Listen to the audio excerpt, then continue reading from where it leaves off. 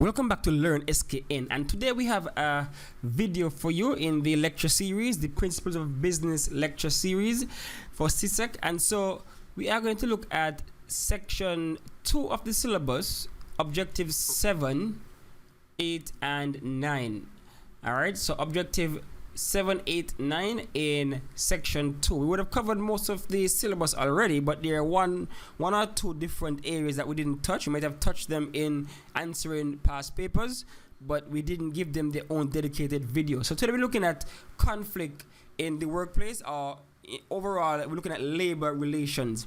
And so we're going to use the textbook, and we're also going to be using some slides to get our point across. All right, so let's just look at the textbook first and look at the introduction.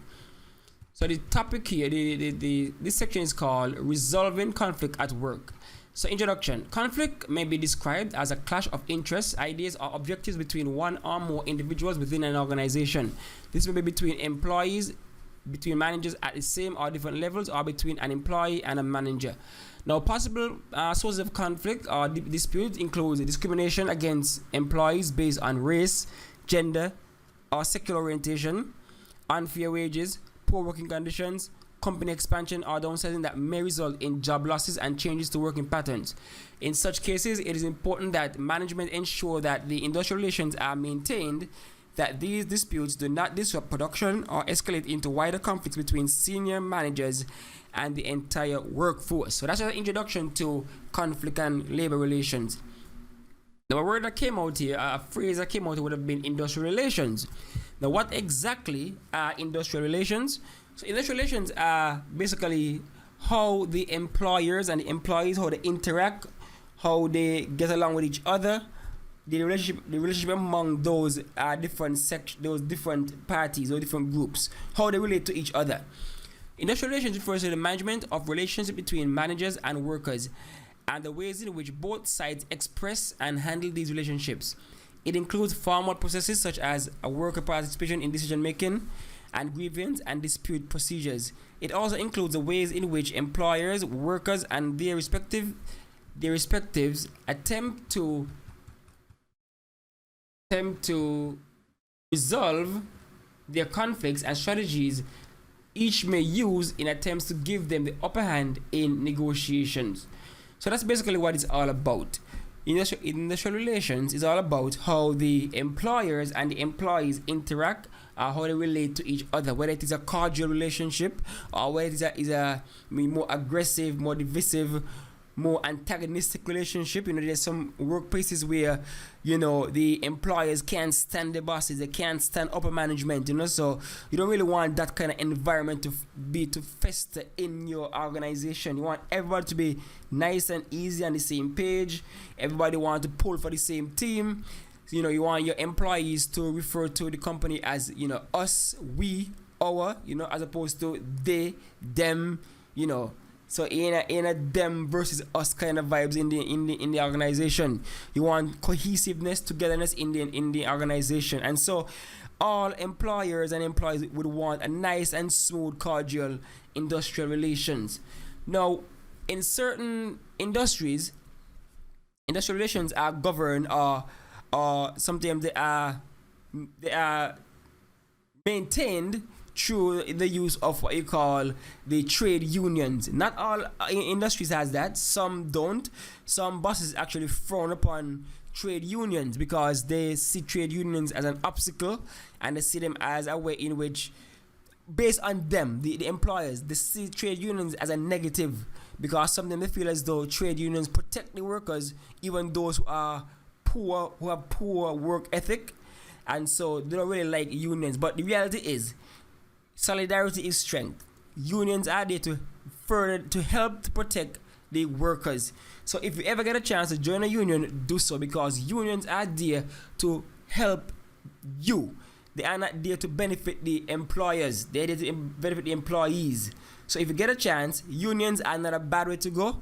Most industries in the Caribbean, most of us, nurses, teachers, we all have unions, and because of the police, we have unions, and because of unions, we can, rally and protect ourselves against, government coming down on with negative policies and stuff like that. Now, trade unions can get things done through what you call the collective bargaining. That's where they negotiate wages and working conditions with the employers. So that's what they call collective bargaining. So they say the word collective because the executive or the president or whomever of the union will go in and they will represent everybody who is in the union. So they're going to bargain with the employers on behalf of the other members of the union. So that's what we call collective bargaining. You as the executive of the union or the president or whomever would go and negotiate wages and working conditions on behalf of the employees. Not everybody going in, because if a company has 100 employees, I don't think the boss really wants to deal with 100 employees. So you have one representative, a small body to represent everybody else, and so that body you would elect them, of course, and they would help to determine your wages and your working conditions and those kind of things. So that's why it is good to be a member of a union, because the union can negotiate on your behalf. So they can also use what they call restrictive practices such as strikes to increase their bargaining strength and negotiating power. So in case negotiations break down, which is the last resort would be strike and stuff like that. We don't really want to promote restrictive practices as a union, but if you have to, you have to. Things just went go south in negotiating. You can't get a good wage, you can't get proper conditions for working place, too hot, everything smelly and messy. Then we take them to the streets, we're striking, or we're doing other ways. There are other ways of getting your point across besides striking, but we're gonna look at those later on. But that's the whole idea of the trade union. They're there to help to make your environment and work condition better. The idea for the benefit of the workers. Now, how do you manage and resolve conflict in a business or in an organization? There are many ways in which you can manage or resolve conflicts, and some of them are from the perspective of the employers and some are from the perspective of the employees. All right, let's just read what the book says here. The following list outlines practices and actions that can be implemented by the employer on an ongoing basis to reduce the risk of conflicts or alternatively to help resolve them quickly once they take place. So this list just talks about how the boss can, on a day-to-day basis, reduce the amount of conflict that's within an organization. So we haven't reached this stage where we have to call in strike and stuff like that yet. We just do certain things daily to reduce the chance of conflict spurring up, so that you don't have to reach to extreme restrictive practices. So let's see what they say here, what the bosses can do, the managers can do. Improving pay and working conditions for employees. Of course, once you're getting good pay, conditions nice, you got less chance for conflict. Because if anybody feel like you're taking bread out of their mouth, that's when conflict really starts.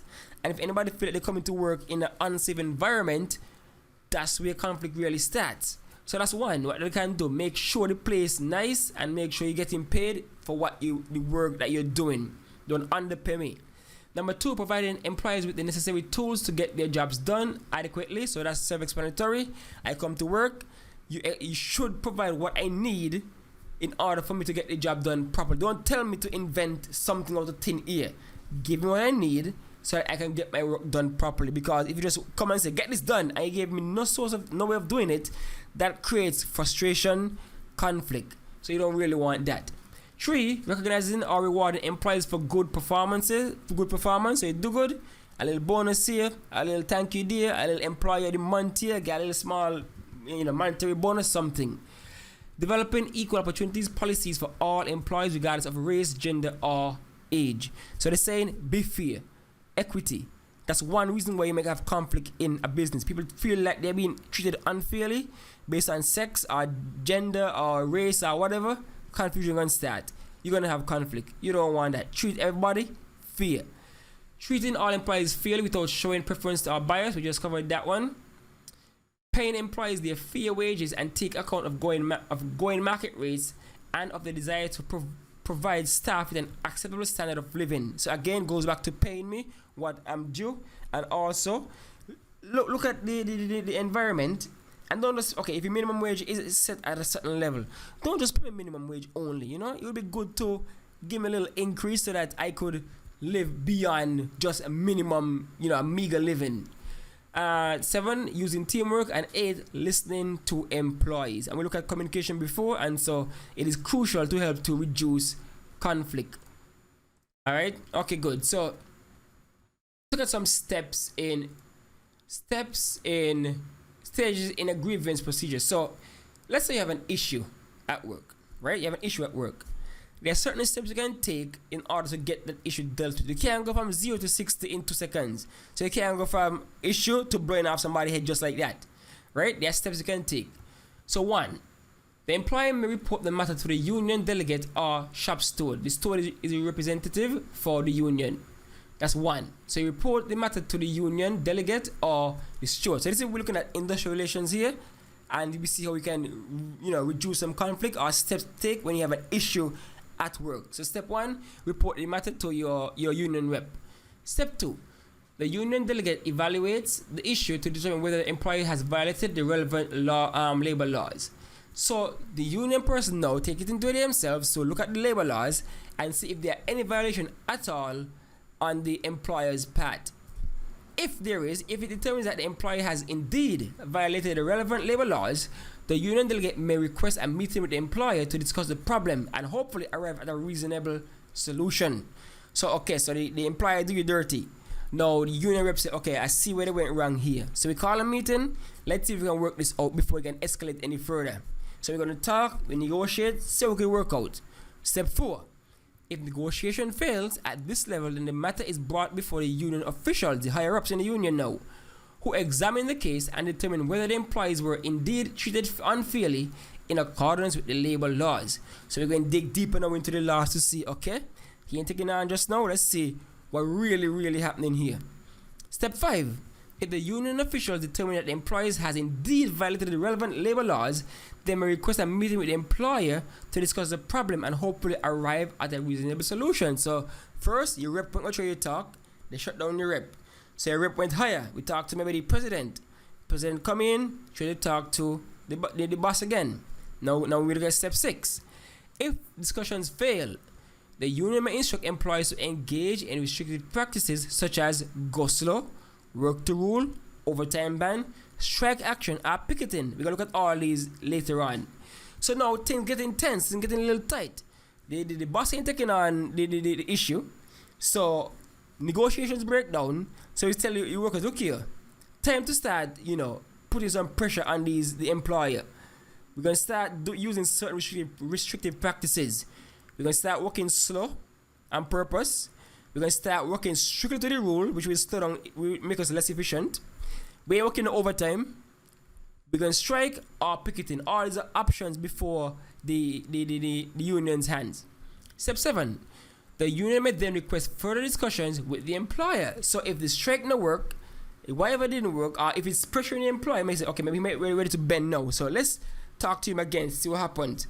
If there is still no resolution to the problem, both parties may seek a third-party assistance, as we call mediation, arbitration, or conciliation in resolving the problem. So we're going to look at those later on. But this is just an outline of the steps you can take if you have an issue on your job and you are a member of the union. Alright, so that's why unions are a positive thing. A good thing to do is join a union so you have somebody to have your back. And that's why employees don't really like union. Employees don't like unions, because look at things like Amazon and the gaming industry and a lot of people in Silicon Valley, and they don't like unions because unions gonna put pressure on them when they're acting the fool. They don't like unions. So you get a chance to join a union, do so. All right, moving right along. Now, what are some sources of conflict? We outlined a few earlier, but let's look at this flowchart here to show some sources of conflict. And some of them are, self-explanatory.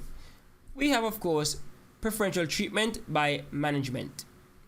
So management treating certain people better than others, giving them bonuses and promotions and stuff over others who actually deserve it. That can cause conflict in the place.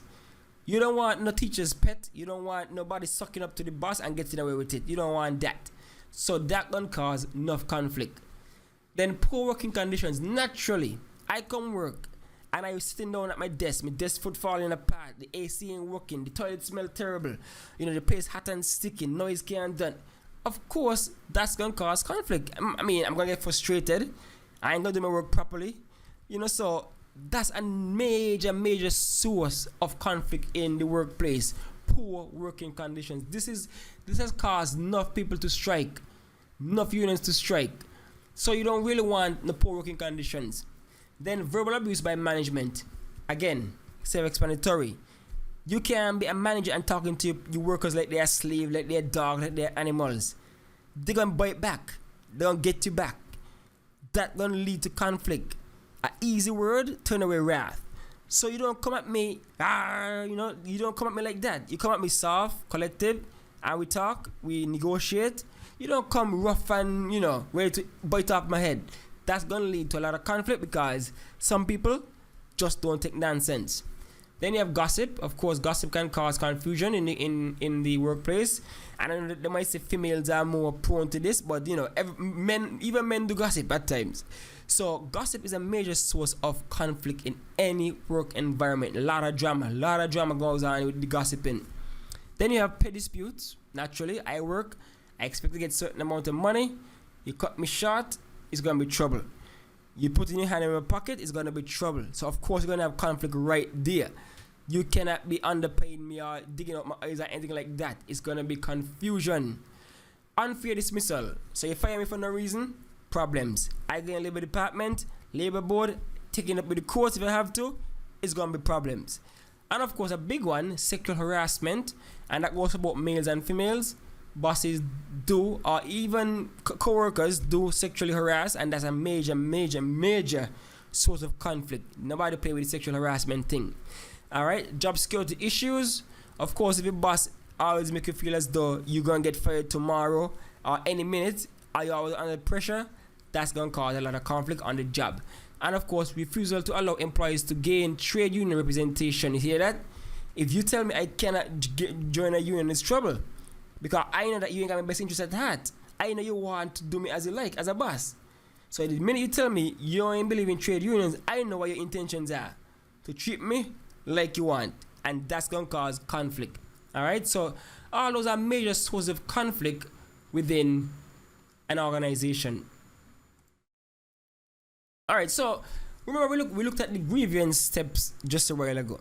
And we say if all things fail, negotiations break down, you can go to what we call restrictive practices. I will list a bunch up there. Now let's look at them individually. Strategies used by employees, the workers and the unions, in order to put some pressure on the bosses and the employers. So let's go. Employees may attempt to gain the upper hand in disputes with the employers in the following ways: work to rule, go slow, overtime ban, sick out, sit-in, strike action, and any other, let's see, strike action. Okay, so those are the main ones. And of course, most of them, based on the name alone, you know what they're talking about. So work to rule. Employees report to work, but only complete tasks that are strictly within their job description and working hours, and nothing more. Employees refuse to work overtime or apply any extra effort to boost productivity. So the thing about this here is that you are going to affect the efficiency and productivity of the organization. And of course, that's going to affect the bottom line. And so the employers don't want that to happen. So this is a strategy you can use to try to put some pressure on the employers. Now what work to rule is that you decided, okay, normally when you're on a job, you're fluent in the job, you specialize in the job, you can just go quickly, do some shortcuts here, shortcut there, more productive. You can do things in a quicker, more efficient manner than the rules actually stipulate. But in the work to rule practice, you do everything by the book. You go by the book, letter for letter. So if the rule said this, you do it just like that. And of course, that's going to be very stiff, very bureaucratic, very slow. But you're doing it on purpose because you want them to feel the hit at the bottom line. So you're not going to go the extra mile. You're not going to do anything extra no overtime. You're not going to do, you come in exactly the time. You're supposed to work for 8, you come in 8, you leave 4:30 and that, you're gone. No extra time, nothing. You take your hour lunch, come back, work strictly to rule. And that way it's going to be too stiff, too bureaucratic, too slow, not efficient, and so that's going to affect productivity, and that would in turn affect the bottom line. Go slow. Employees report to work but deliberately discharge their duties at an extremely slow pace and undermine output. Again, all this is to let the employers feel it in the pocket, in the bottom line. So go slow means you're just working at a slower pace than usual. You come in, you do what you normally do, but at a very, very slow pace. They can't say you ain't show up, you show up to work. They cannot say you're not doing your job, you're doing your job. You're just doing it at a very, very slow pace. And at the end of the day, where you could have done 100 something, you only do 50. That's just how it is. Let the employees take that, let them feel that until they work out whatever issues we have at hand. Then overtime ban simply means employees refuse to work overtime. Straightforward. A lot of companies depend on overtime to meet their quotas, meet their goals, but that depends on, it's optional. It's not a must. Some people work overtime to get the extra money, but when you want them to feel the squeeze, you say, I okay, no overtime, 8 hours, I out. And sick out, of course, unionized workers call in sick or take sick leave at the same time. So all of us in the union say, we call in sick tomorrow. None of us showing up. You know that's problems for the job. That's problem for the organization right there. You know, because if the union have about 100 strong and you have about, let's say 150 employees, then 50 people can come do the job at 150. That can't work. So of course they're going to feel it. Then you have sitting, workers report to work, but sit at their desk or work area for the entire business day and refuse to complete any of the assigned tasks. This has happened to teachers in the region before. They come to school and they just stay in the staff room, ain't moving when they have issues with the ministry. Don't move. So that's what sitting means. You come to work, but you stay where you stay at your desk. You don't move, don't do no job. And of course, the big one is strike action. Ultimately, employees may walk out of the organization and refuse to return to work until everything is sorted out. You strike, you fire the people in work, you go on the street, start picketing, get your lines. That's the big one. That's the big one. That's what those people, the employers, don't want happening. The strike is the real big dog right there when it comes around employees, strategies used by employees. But of course, these things should be mostly backed by unions, because the union would have your back. If they try to fire you individually, the union won't got your back. Do not go on strike if the union ain't say strike. You're gonna be out there on your own. That's just a warning. Alright, so that's what the employees can do. What can the employers do? So we have some strike action right here. Alright, good salaries attract and retain the best teachers. They use teachers, huh? Pay us now. What which strike is this? Employees may use strike. Okay, look a little maybe. Guys, Trinidadian, want it too. Alright, so here we have it right there. Strike going on right there. Everybody come show up. Somebody going to work. Picketing. You got the signs. Strike action right there. Alright. Strategies used by the employers now. The employers. What can they do? In an effort to force employees to modify their demands and end their dispute, employees may implement one or more of the following strategies. Lockouts, the hire of temporary or scab labor, refusal to negotiate with employees or their representatives, and scare tactics. Alright, what is a lockout? Now that simply means, as the word suggests, this involves an employer stopping employees involved in a dispute from entering the business premises so they cannot work or disrupt production. Because they are unable to work, the employers may also stop paying their employees and their wages. So lockout simply means the boss comes say, we ain't want you on our premises. So they basically literally lock the gate, lock the door. You can't come work, you can't come make no noise, you can't come disrupt nothing. Especially the union ones them.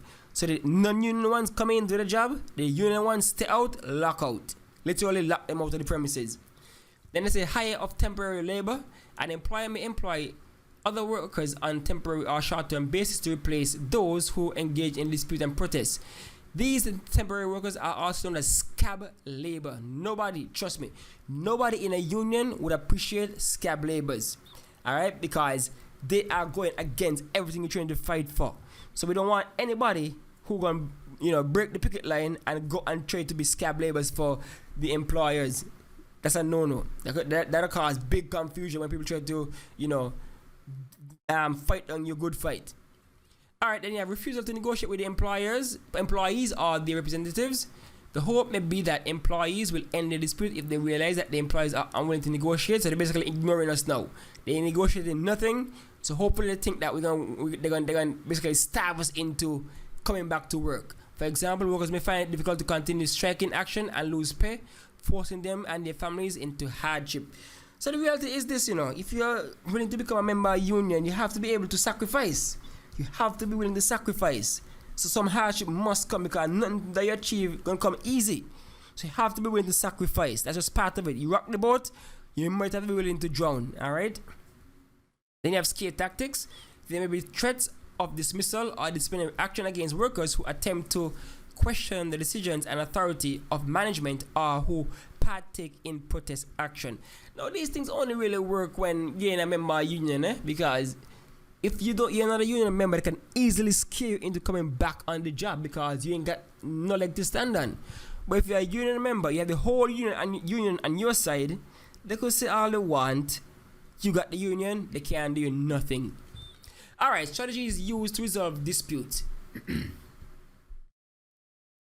A workplace grievance may be described as a situation where conflict exists between employees or between employees and management. In such cases, it is vital that clear grievance procedures are implemented by employers to investigate and resolve the complaints or dispute internally. So we look at these steps above just now. This is to ensure that production is not disrupted and that a healthy or positive working environment is maintained. Now what do they do? Okay, here we have. Where employees of the representative are unable to resolve dispute internally, they may seek service of an independent third party that can take several forms. First, you have mediation, you have arbitration, and then you have conciliation. Alright, so those are the forms in which it takes to, those are the forms of the third party that can come into play if the strike ain't working, or the strike working so well that it brought the employers back to the table to mediate, negotiate, arbitrate, conciliate. So let's go. Mediation. A neutral party, a mediator, is brought in to listen to the grievances of both parties involved in the dispute. They aim to facilitate communication and develop understanding between the aggrieved parties. The mediator does not, however, assume the advisory role nor imposes recommendation on either party. The final responsibility of settling the dispute rests with the two parties who decided which possible solution will suit their circumstances. So here what they said here, the mediator, it doesn't really have the ultimate say. They just there to be basically a referee. Alright, they basically have to be a referee between these two. So they let one side talk, the other side talk, then they say they could meet in the middle and see where they can agree upon. So that's basically the job of the mediator, the person in the middle of the two parties, both parties. Then you have arbitration. A third party is brought in to listen to the grievance of both parties involved in the dispute, but both parties agree beforehand to accept and uphold the decision made by the arbiter after he or she has heard the case. So you see the difference right there between arbitration and mediation? The mediator will have any say in who the final say, but the arbitrator, the person involved in the arbitration, the arbiter, they are the ones who both parties would agree that, okay, based on what I'm gonna let out my side, you let out your side, let the person here, whatever they decide, the mutual independent person here decide, we both gonna agree on that, and that's how the arbiter comes into play. So after the arbiter has heard their issues, he or she may make a ruling or passes judgment by declaring a means of settlement. So both parties are gonna agree to go with whatever the arbiter says. That decision is legally binding on the aggrieved parties. Then you have conciliation. Similar to mediation, this is where a neutral party, a conciliator, is brought in solely as a peacemaker or to try to keep the aggrieved parties calm and ensure that the negotiation process continues in a friendly or civil manner. The key difference, however, is that during the process of conciliation, the aggrieved parties request that the conciliator prepare a non-binding settlement agreement for consideration by both parties. A mediator, by contrast, refrains from drafting such proposals. The final responsibility of settling the dispute, however, still rests on the parties to the dispute. So they're saying here that the conciliator, they draft up something. Okay, so I gonna draft up something as one, the union, then the employers draft up something, then the arbiter, the conciliator would bring both ideas to the party on the table, but the final responsibility for settling is between the two parties. But they're gonna draft something that this is my offer here. This is my offer here. Read that. See what we come up with. And then if I like what you're offering, we come to an agreement. That is that. All right. So those are ways in which strategies used to resolve the disputes. All right. So the striking action caused them to come to the table. Everybody talking. We're gonna look for mediation, arbitration, or conciliation. All right. So those are where you deal with the resolve these disputes within the organization. All right, and of course we look at the trade union before, and we know the rules of the trade union. Well, let's look at a quick look at the role of the trade union. Many workers belong to labor unions or trade unions to represent their interests in disputes and negotiations with employees. Trade union membership allows employees to coordinate and take collective action with other union members if necessary, which greatly increases their bargaining strength. Now, the main aims of the union is, of course, improve pay and other benefits, including holiday entitlement, sick pay and pensions, defending employees' rights and the jobs, improving working conditions such as restricting hours of work, raising health and safety standards, encouraging employers to increase workers' participation in business decision making, supporting and advising members who have been dismissed or who are taking industrial action, improving the skills of the union members by providing training and education, seeking improvements in employee protection and employment laws from government. So the trade union not only works to better the relationship between the employers and the employees, but they also work to better policies that the government might pass as it relates to labor laws. So they actually do have a seat at certain at the table when it comes around labor laws, because most trade unions are labor unions.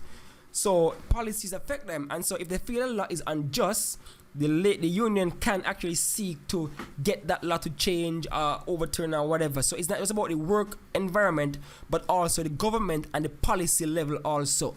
So that's why unions are so important. All right, the process of negotiating wage and other working conditions between the trade unions and the employers is called collective bargaining. And we looked at those earlier as we went through them. All right, so that's what they call a collective bargaining, where you're negotiating wages and other working conditions. That's what they call collective bargaining. All right, so let's see what else we have here to deal with. All right, so the last thing we're going to look at here is how can the employees establish good management and staff relations? What can they do to try and reduce all of this conflict that might be going on in the organization? There's some things that they can do before things escalate all the way to strike. All right, what can they do? Establishing good management staff relations. 1, lead by example, and that goes without saying. You lead how you want your staff to behave. All right, you want to be honest with your staff.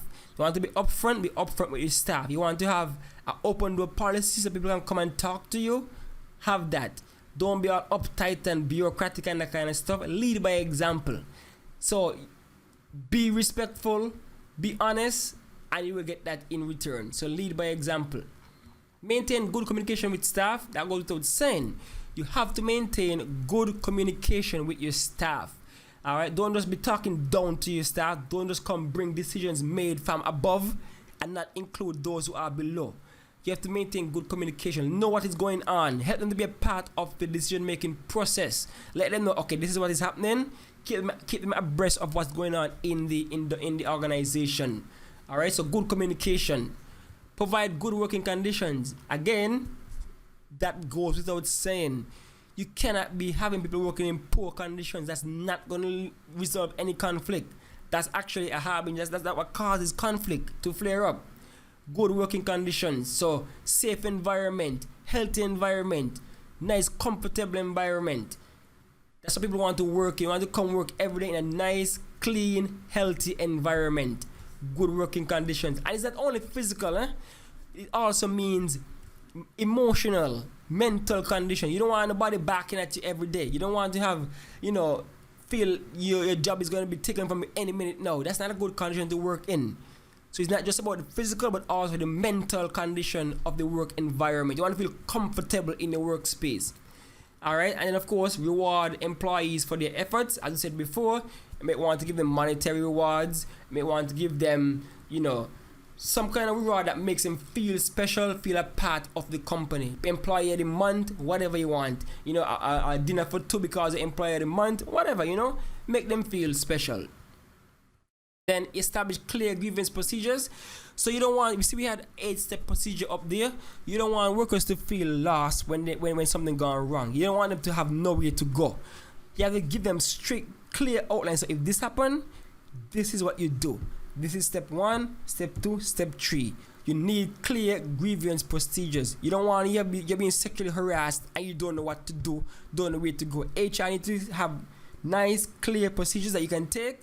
You report to your your supervisor. They take that to the manager. They take that to the VP, whatever. Strict, nice, clear outline for your grievances. And of course, the last one here: encourage teamwork. Teamwork is one of the best strategies for a spirit of togetherness and unity within an organization. For example, at Google, management uses a very informal organizational layout and a very family-oriented and relaxed environment, which suggests, with such a spirit of togetherness, employees look forward to coming to work and are very productive.